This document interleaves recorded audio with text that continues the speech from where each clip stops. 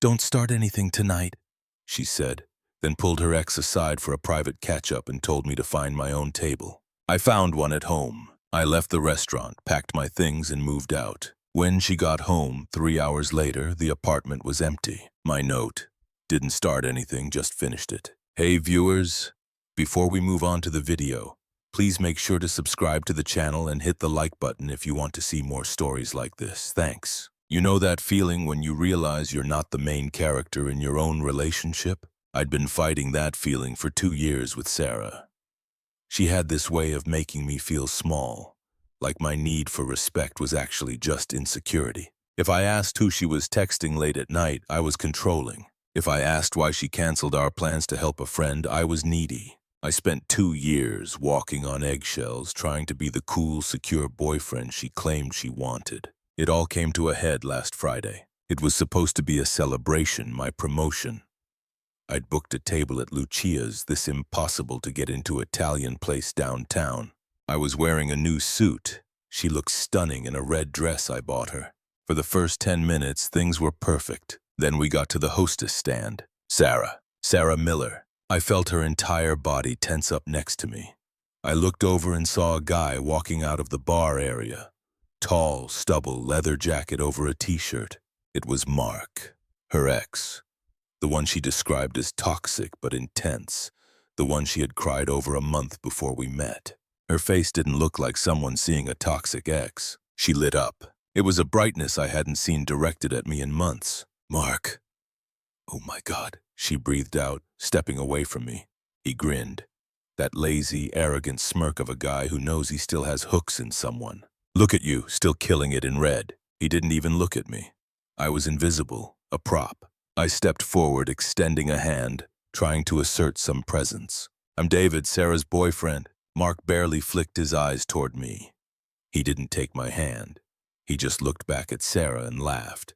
"Boyfriend, right? Good for you, Sarah. Safe choice." That was the moment. The disrespect was so loud it was deafening. I felt the heat rise in my neck. I opened my mouth to say something, to tell him to back off, to tell her we were leaving. But Sarah cut me off. She turned to me, her eyes hard and annoyed. She put a hand flat on my chest, not affectionately, but to hold me back. "David, stop," she hissed. "Don't start anything tonight." "Start anything?" I asked, my voice rising. He just disrespected me to my face. He's joking. That's just his sense of humor. "Don't be so sensitive," she snapped, then glanced back at Mark like she was worried he would be offended by my existence. She lowered her voice. "I haven't seen him in 3 years. I need to clear the air. It's important for my closure." "Closure? We're at dinner for my promotion. It'll take 10 minutes. She waved her hand dismissively. She wasn't asking. She was telling. She turned her back to me, angling her body toward Mark. Over her shoulder, she tossed the grenade that killed our relationship. "Just go find us a table or something. Order me a glass of Pinot. I'll be there in a few minutes. Don't be weird about this." She grabbed Mark's arm, actually grabbed it, and guided him toward the patio doors. "Let's go outside. It's too loud in here." I stood there. The hostess was staring at me. The couple behind us was staring at me. I was a grown man standing in a crowded restaurant, being told to go sit in the corner like a scolded child while my girlfriend went on a mini-date with her ex. The hostess cleared her throat. "Sir, your table is ready. Shall I seat you?" I looked at the patio door. I could see them through the glass. She was laughing, her hand touching his bicep. She looked alive. She looked like she was exactly where she wanted to be. And I realized with a clarity that felt like ice water hitting my veins, I wasn't her boyfriend. I was her placeholder. I was the safe harbor she parked in while she waited for the storm to pass. I looked at the hostess. "No," I said. My voice was surprisingly steady. "I won't be needing the table." I turned around and walked out the front door. I didn't storm out. I didn't cause a scene. I walked to my car with the calm precision of a bomb disposal technician. I checked the time, 7:15 p.m. If she was clearing the air with Mark, and if the way she touched his arm was any indication, 10 minutes was a lie. They would have a drink, maybe 2. They would reminisce. She would lose track of time because she didn't respect mine. I estimated I had at least 2 hours, maybe 3, before she even thought to check her phone. I drove home in silence. No radio, just the hum of the engine and the new plan forming in my head. When I got to our apartment, I didn't feel sad. I felt efficient. I walked in and went straight to the bedroom. I didn't have time to move furniture, and frankly, I didn't want the couch. We bought it together. It was tainted. I wanted only what was mine. I wanted to execute an eraser. I grabbed a box of heavy-duty black trash bags from under the sink. Rip, open, fill! I cleared my side of the closet in 4 minutes. Suits, shirts, jeans. I didn't fold them. I swept them off the hangers directly into the bags. The sound of the hangers clattering together was the only noise in the room. Rip, open. Fill the bathroom drawer, my razor, my cologne, my prescription meds. I left the toothpaste. I left the shared soap. I took only what kept me alive and made me me. I moved to the living room. This was the most satisfying part. I unplugged my PS5. I took the switch. I took my laptop. Then I went to the router. I paid the internet bill. The account was in my name. I unplugged the modem and the router and shoved them into my backpack. Petty maybe, but she wanted to communicate with her ex. She could use her own data. I went to the safe. Passport, birth certificate, watch collection, the emergency cash envelope. I worked up a sweat. I was moving like a blur. By 8:30 p.m., my car was packed floor to ceiling. The back seat was a mountain of black plastic bags. I walked back into the apartment for the final check. It didn't look like someone had moved out in a normal way. It looked like a rupture. My side of the vanity was bare. The closet was a gaping hole of empty space next to her colorful dresses. The entertainment center was a skeleton of wires dangling where the consoles used to be. I took the spare key off my ring. I placed it on the kitchen counter. I looked around for the piece of paper. I found a piece of junk mail, an offer for a credit card. I flipped it over. I took a Sharpie. I wanted to write a paragraph. I wanted to scream at her in ink. I wanted a list. Every time she made me feel small. Then I remembered the restaurant. I remembered her telling me don't start anything. She wanted me to be quiet. Fine. I wrote 5 words. Didn't start anything, just finished it. I left the note next to the key. I walked out the door and locked it one last time. I got into my car, started the engine, and pulled away. At 8:47 p.m., my phone screen lit up. Incoming call. Sarah Redart. I didn't decline it. I didn't answer it. I switched the toggle on the side of my phone to silent. I watched the screen glow for 30 seconds, then go dark. She was probably just now walking back to the table, finding it empty. She was probably annoyed. She probably thought I was in the bathroom or sulking in the lobby. She had no idea that she was currently dialing a ghost. I drove toward the highway. I had nowhere specific to go yet. Maybe a hotel, maybe my brother's place 3 towns over, but I had never felt more at home than I did in that car. Driving away from a woman who told me to wait my turn. My turn was over. I checked into a Holiday Inn about 20 minutes away. I didn't go to a luxury hotel. I wasn't celebrating. I was bunkering down. I ordered a pepperoni pizza, cracked open a beer from the minibar, and sat on the bed. My phone was face down on the nightstand, vibrating against the wood every few minutes. Easy. I didn't need to be in the apartment to know exactly how the timeline was playing out. I could reconstruct the crime scene just by listening to the voicemails later. Voicemail 1, 8:55 p.m. David, where are you? I'm back at the table. The waiter said you left. Stop being dramatic and come pick me up. It's not funny. Tone annoyed, entitled. She thinks I'm sitting in the parking lot teaching her a lesson. Voicemail 2, 9:15 p.m. Okay, seriously, pick up the phone. I'm standing outside. Mark already left. He had to meet some friends. I'm not paying for an Uber when you drove us here. This is so childish. David, call me back. Tone angry, shifting blame. Mark already ditched her, ironic. Voicemail 3, 9:48 p.m. David, I'm home. Why are the lights not working? The Alexa isn't connecting. Pause. Heavy breathing, the sound of footsteps echoing on hardwood. David, where is the TV? Where is your computer? David, call me right now. You're scaring me. Tone confusion. The reality is starting to bleed in. Voicemail 4, 9:52 p.m. Total breakdown, sobs. I found the note. What do you mean finished it? You can't just leave. We live together. You took the router. Are you insane? Please just come home. We can talk about this. I'm sorry I was with Mark so long. Okay, I'm sorry. Just come back. I listened to that last one while chewing a slice of pizza. It was cold, detached curiosity. I didn't feel a pull to go comfort her. I didn't feel guilty. I just felt like I was watching a character in a movie realize the killer is already in the house. Except in this movie, the killer was the consequences of her own actions. I turned the phone off completely. I slept like a baby. The next morning, I woke up to 47 missed calls and 30 texts. But the silence in that hotel room was the loudest, most peaceful thing I'd ever heard. I wasn't waiting for her approval. I wasn't wondering if I was enough. I was just free. The fallout began fast. When a person like Sarah, someone who relies on validation and financial safety nets, loses their footing, they don't self-reflect, they recruit allies. 2 days later, my phone rang. It was Jessica, Sarah's best friend. Jessica had always tolerated me, treating me like a handy accessory that came with Sarah. I answered. I wanted to hear the spin.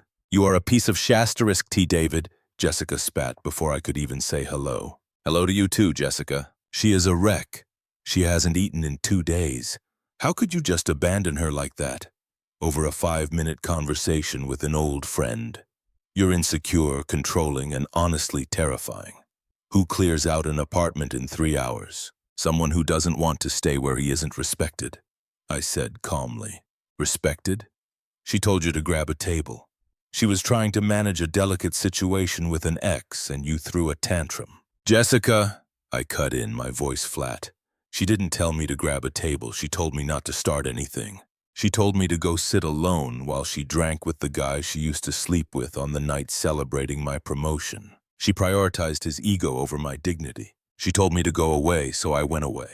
She loves you. It was a mistake." "It wasn't a mistake. It was a choice. And tell her not to worry about the rent. I paid through the end of the month. She has 28 days to figure out how to pay for a 2-bedroom apartment in the city on a receptionist's salary. Or maybe she can ask Mark to move in." I hung up and blocked Jessica. Speaking of Mark, that was the sweetest piece of accidental justice. I found out later through a mutual friend what happened with the savior. Once I was gone, Sarah immediately tried to pivot to Mark. She texted him, probably looking for a shoulder to cry on, maybe hoping this was fate clearing the path for them to be together. Mark left her on read. Turns out Mark wasn't looking to reconnect. He was just passing through town, bored, and saw an old flame he could get an ego boost from. Once he realized she came with baggage, a fresh breakup, a missing boyfriend, and high emotional needs, he vanished. He blocked her on Instagram 3 days after the restaurant incident. She had burned her castle to the ground for a guy who wouldn't even buy her a second drink. Then came the financial reality check. I made good money. I paid 70% of our bills. Sarah's salary barely covered her car payment, her student loans, and her shopping habits. Without my half of the rent, without me paying for groceries, Wi-Fi, and utilities, the math didn't work. She tried to stay in the apartment. I kept my distance, communicating only through email regarding the lease. I told the landlord I was vacating. 3 weeks later, I got an automated email from the leasing office. The full rent hadn't been paid. Sarah sent me one email during this time. No subject line. "I can't afford this place alone. You promised to take care of me. How can you be this cruel?" I didn't reply. I wasn't being cruel. I was just no longer subsidizing a life that didn't include me. She ended up having to break the lease. She lost her security deposit. Last I heard, she had to move back in with her parents. The same parents she constantly complained were suffocating and toxic. She was 30 years old, sleeping in her childhood twin bed, surrounded by boxes of clothes she had no closet space for.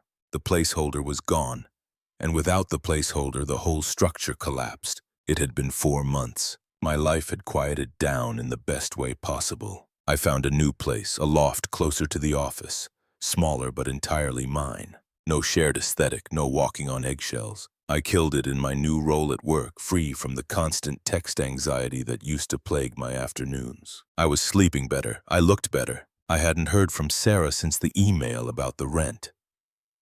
I assumed she had faded into the background of her hometown. Another what-if story people tell at bars. Then she ambushed me. It was a Tuesday around 8 o'clock a.m. I was at the coffee shop near my office waiting for a pour-over. I was checking emails on my phone, feeling good in a tailored coat I'd bought with the money I wasn't spending on her credit card debt. David. The voice was familiar but thin, lacking the sharpness it used to have. I turned around. Sarah was standing there. She looked diminished. That's the only word for it. Her hair was pulled back in a messy bun. She wasn't wearing makeup and she looked tired. Not had a long night tired. Deeply tired. The kind of tired that comes from living in your childhood bedroom and arguing with your mother about laundry at age 30. Sarah, I said. My voice was neutral, professional, like I was greeting a vendor I had canceled the contract with. Can we talk? She asked. Her eyes darted around the busy shop. Just for 5 minutes, please. I checked my watch. I have to get to work. David, please, she whispered. Her voice cracked. I need to see you. I need to explain. I looked at her. I didn't feel the anger I expected. I didn't feel the love I used to think was essential to my survival. I just felt a mild inconvenience. You can walk me to my building, I said. You have 3 minutes. We walked out onto the sidewalk. The morning air was crisp. She struggled to keep up with my pace. I messed up, she blurted out. I know I did. Mark, he was nothing. He was just a ghost from the past, and I got caught up in the moment. He stopped replying to me days after you left. It was stupid. I threw away everything for nothing. I know, I said, keeping my eyes forward. I miss you, David, she said, reaching out to touch my arm. I sidestepped it smoothly, not breaking stride. Her hand fell to her side. I miss us, she continued, desperation creeping into her tone. I miss our home, my parents. It's a nightmare. I'm sleeping in a twin bed. I miss talking to you. I miss my best friend. I stopped then. We were a block from my office. I turned to face her. You don't miss me, Sarah, I said, my voice calm and factual. You miss the apartment. You miss the safety. You miss having someone to project your insecurities onto so you don't have to deal with them yourself. You miss the placeholder. She flinched. That's not fair. I loved you. You told me to go sit alone at a restaurant while you flirted with another man, I reminded her. That isn't love. That's management. You were managing me and I resigned. She started to cry. It wasn't the manipulative crying of the past. It was the realization that her old tricks were hitting a brick wall. Can't we just start over? She begged. Please, just coffee, just a drink. Let me prove I can be better. Let's just start fresh. I looked at her. Really looked at her one last time. I saw the regret, sure, but I also saw the entitlement still lurking underneath. She still thought she could negotiate my dignity. I smiled, but it didn't reach my eyes. Start over, I repeated. I leaned in slightly, delivering the final echo of the night that changed everything. Sarah, you were the one who told me not to start anything. You wanted me to stay in my lane, keep my mouth shut, and not make a scene. So I'm doing exactly what you asked. David, I'm not starting anything, I said firmly. I'm finished. I turned around and walked toward the glass doors of my office building. I didn't look back. I didn't check to see if she was watching. I walked through the lobby, swiped my badge, and stepped into the elevator. As the doors slid shut, hiding the street from view, I let out a long breath. I had finally found my table, and it was exactly where I wanted it to be. Thanks for watching. Make sure to subscribe to the channel and hit the like button. What do you think about this story?